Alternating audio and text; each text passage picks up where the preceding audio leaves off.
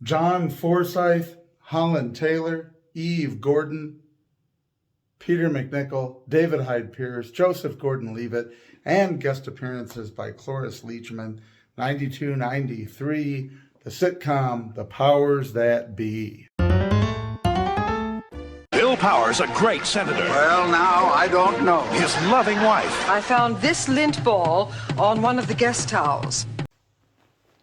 I remember seeing a little bit of The Powers That Be when it was originally airing, but it was that era that I was commuting to college. I was driving back and forth a lot and doing a lot of homework in between at the time. It was very funny, but I didn't remember much about it.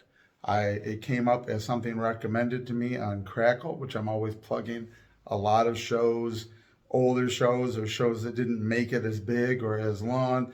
You can really find them on Crackle, and it ends up having a lot of content. Tabitha, the Bewitched spinoff, Fish from Barney Miller, a plethora of others I had reviewed after watching the entire series of Starman on there a while back.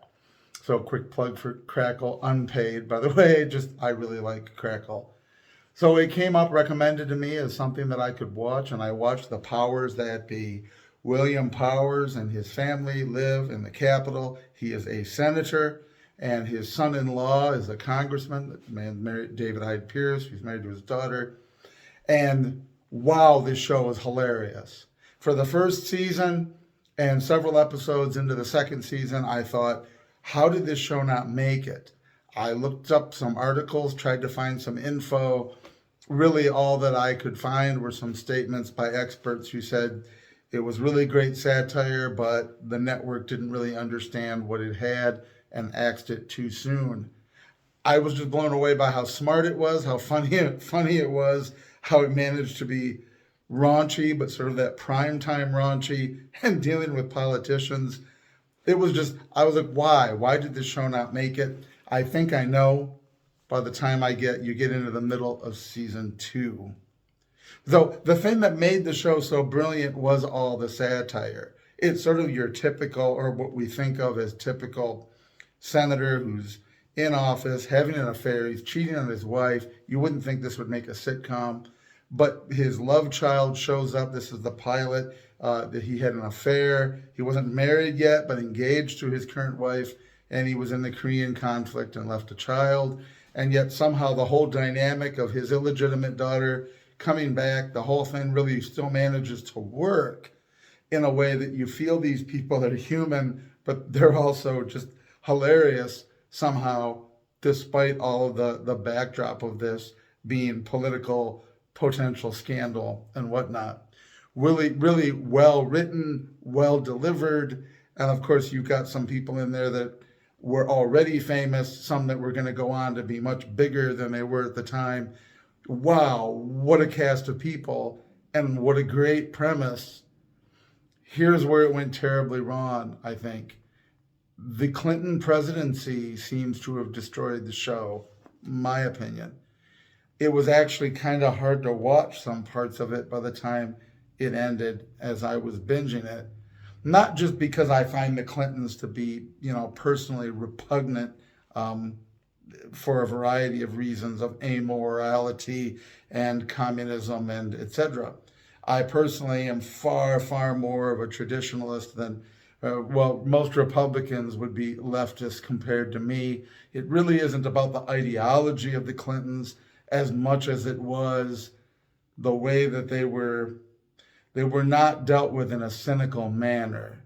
When you've got a sitcom like that because it's fictional people, they had mentioned Bush by name in passing, but the show was never, in those early episodes, that first season, it was never really about real politics. They were always careful to reference things from longer ago. You never heard the name Reagan even. What you heard were Kissinger, Nixon, Kennedy. And again, these only kind of in passing with small remarks and jokes and things that are well established. Whereas your real humor, your real core story was ultimately a human story, not a political story per se. And the comedy and everything worked really well because you weren't delving into real people.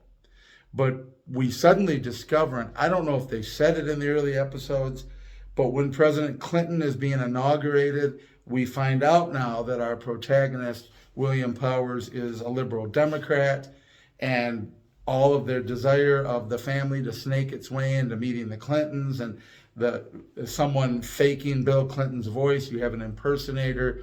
We see his legs when he's playing putt-putt golf in the Oval Office. And again, it's all done in this way that you're supposed to go, ooh, ah, they're referencing the president, but it's not being done in a cynical or hilarious way. And I don't think that it necessarily would have worked had they done that. The two problems with it: one, they left the realm of the fictitious politician, the generalized politician, the general stereotype about political families, and made it too much about real issues. They even bring up the whole Healthcare Act thing by the end. By making it about those issues, you already detract from it. You bring in the contemporary stuff. And then your choices are, you can continue to be just as cynical and satirical as you were, but that means making fun of the current administration once you brought them in.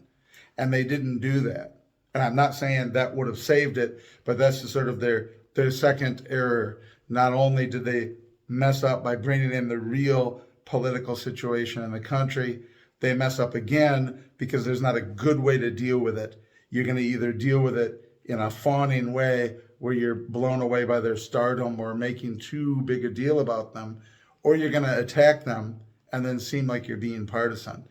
Either way, by dragging the Clintons into the storyline and making all of the real life transition as an ongoing thing, it really felt painful by the end and very forced.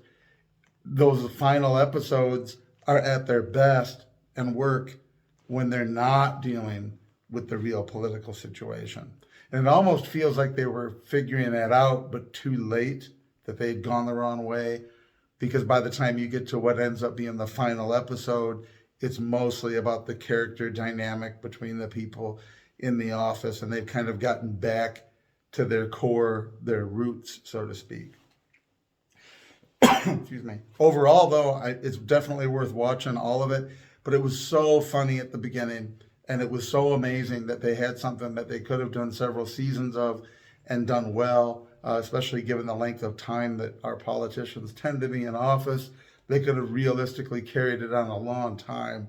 And to have that much talent, to have David Hyde Pierce, to have Peter McNichol, to have Forsyth Holland, Taylor, all these people, Joseph Gordon-Levitt, who is still a child. This is before Third Rock from the Sun. This is before things like 10 Things I Hate About You. This is earlier, younger, and what talent he would have through the 90s. And beyond, I'm sure. But to miss out on the opportunities that this show presented, to have that kind of cast and that good a humor for that early part of the show, it's really sad that it didn't continue. But it is still definitely worth watching. But I think there's a lesson in it as far as political commentary of that sort. It worked so well to make fun of politicians generally and the culture of Washington generally. When you drag in too many real life people and you make too much about what's going on then in the real world, you'd have been better off to do what a lot of movies and films do, make a fictitious leadership, or avoid it completely like they did in the earlier episodes. Anyway, it was definitely worth watching and very entertaining. It's sad that it didn't go on longer with more quality, but that's my quick analysis of it. But you can find it on Crackle, The Powers That Be. Watch it, enjoy it. Let me know what you think below. We'll talk to you next time.